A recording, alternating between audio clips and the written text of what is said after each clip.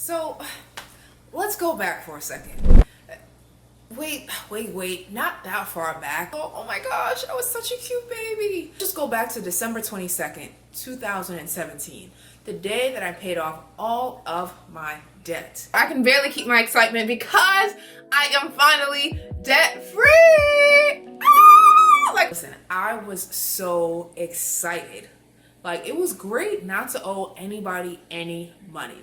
But I still knew that I was not going to be debt free forever, because eventually I do plan on owning properties. I've always wanted to own property. That's like something that's been on my goal list. So that is something that I've always wanted. So I knew for sure that I wasn't going to be debt free forever. But once I did become debt free, I did feel as though there was this pressure to remain debt free. I see people whose whole life is wrapped around their debt journey. You've probably seen it too. You know, there's debt-free babies, there's debt-free homeowners who are reminding you how long they've been debt-free. They're like, I've been debt-free for 5 years, 8 months, 7 days, 24 hours, and 36 minutes, which is great for them. But as you guys remember from last week's video, I said that I cannot compare my journey from anyone else's journey. And that, you know what, that's not really my story anymore. And I have to own what my story is in this current moment, in this current season. So, I'm just gonna go out and say it. I am no longer debt free. Oh, feels good to get that off my chest, to say it out loud.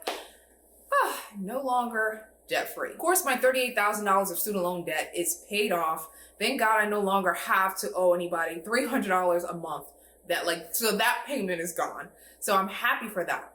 But I do have credit card debt, as well as a loan that I took out from the SBA, the Small Business Administration, for the, let me make sure I get the name right of the loan that I took out. Small Business Administration for the Economic Injury Disaster Loan. So I've taken out a loan there. And when it comes to my debt, I want to say like 65% of my debt is from my business, and then like 35%, I hope I did the math right. 65, 35, yeah, I think so. It's correct. I got the math right. I am constantly investing in myself because I believe that I am my own greatest investment. My money in other people's companies, people who I don't even personally know. Why wouldn't I bet and invest in myself? So I'm constantly investing in myself and in my business, and I believe that I will make the money back. I'm not afraid of that. I'm not afraid to invest in myself. But having to pay interest is annoying. It's not fun paying interest and having an extra bill. That I'm in a different place now than I was when I became debt free. So back in 2017, I was still living at home. I was single. I didn't have a car, and I treated my business like a side hustle, right? I wasn't really taking it seriously. Now I've moved to Charlotte. I'm in a relationship now. I bought a car, paid cash, which I'm thankful for that. What else? Oh, and I'm taking my business more seriously. The thing about knowing how to manage your money is that you always have the knowledge, right? So I always have the knowledge of what the right moves are to make when it comes to my money. And I also know that if I was able to pay off all of my debt before, I know for sure that I can do it again. But my focus has really shifted, and now I'm more focused on building a happy, healthy, balanced life that makes me happy while still building wealth.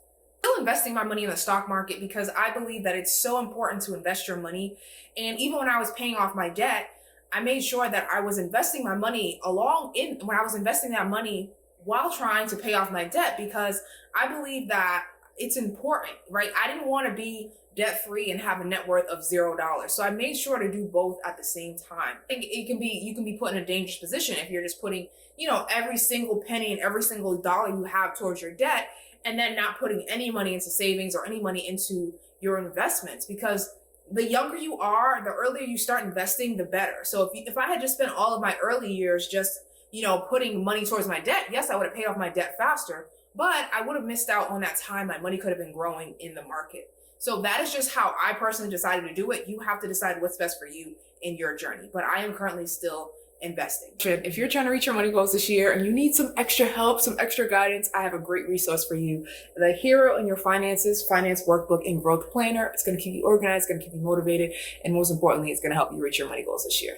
So check this out in the description box below. I want to to read a quote that I found from Nikayla, who is the founder of Side Hustle Pro. So she posted this in her caption when Chadwick Boseman passed away. She said, I told Mueo last night, I hope I said his name right, God, let's really live the hell out of this life. Health is truly wealth. I've been seeing that as a reminder over and over again this year, and very much more so recently. I don't want to chase money. I don't want to chase fancy houses or cars or handbags. I want to chase health. Nobody will remember what I had in my bank account, but they will remember the legacy that I left on this earth. Last video, like I said, it's important for us to just constantly check in with ourselves and reevaluate where we are in our life and our values. You know, asking yourself, does this path still make me happy? Does this path still bring me joy? You know, is this path in alignment with, you know, where God wants me to be? And am I still in alignment? And if not, being okay with resetting and refocusing your focus. Do what's best for you and readjust as needed. Do not be afraid to start over again, but more importantly, do not be afraid to start over again and be seen starting over again, or be seen pivoting, or be seen changing your perspective. Because you know what, we're constantly evolving and growing, and I'm not the same person that I was at 22, the same person I was at 25, the same person I was at even, 2 months ago. So it's okay to evolve and grow and to change your perspective and your mindset on certain things. It's important to realize that just like your fitness journey, your finance journey is also going to be a lifelong journey. There's going to be highs, there's going to be lows, there's going to be periods of adjustments, there's going to be, periods where you might have to pivot and recenter and refocus, and that's okay. 2020 has threw so many curveballs at many of us, and many of you may not have been prepared for this year or had to change and adjust your plans, and you may be feeling down or sad or anxious or worried about that, but you still have to remember to be kind to yourself. And you still have to remember that you have to be flexible. Because sometimes plans change. Sometimes you have to readjust. Sometimes you have to pivot. Sometimes you have to let go of old thoughts that don't work right now. This isn't just about me. This is about you. I built this community to be able to help you on your money and life journey. And, I'm not this guru who has all the answers, right? I'm just a regular woman who is just figuring it out along the way. And I'm sharing my journey with you. And I'm hoping that, I'm hoping that you don't feel alone, right? That's really why I built this community, because I want you guys not to feel alone.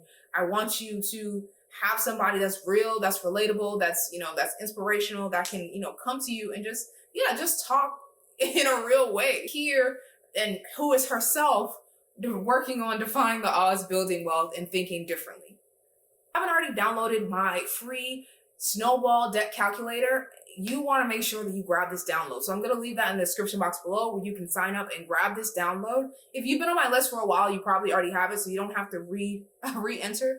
Of course, if you could re-enter if you've missed me and you unsubscribed for, I don't even know why you would unsubscribe from your girl, but we'll talk about that later. Anyway, in the description box, you guys can find a ton of other resources that are available to help you on your money and life journey. And let me know in the comments, where are you currently on this journey? What are you working on? What are your goals over these next 3 months? What are you focused on? Let me know in the comments. I'd love to hear from you. If you enjoyed this video, make sure you give it a thumbs up. Make sure you like, share, and subscribe to my channel, because I'm trying to grow, all right? I'm trying to grow, and I need your help. I can't do this alone. I would love if you would hit that like button. I'll wait.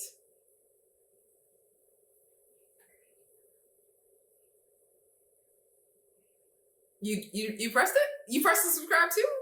Oh, look at you! Being all great. Well, thank you guys so much for tuning into this video. I hope you enjoyed it. I'm just giving you some realness on how I'm feeling right now. And like I said, yes, you have to just be patient with yourself. Until next time, I'm Candice Latham, and I will see you in next week's video. Bye, guys.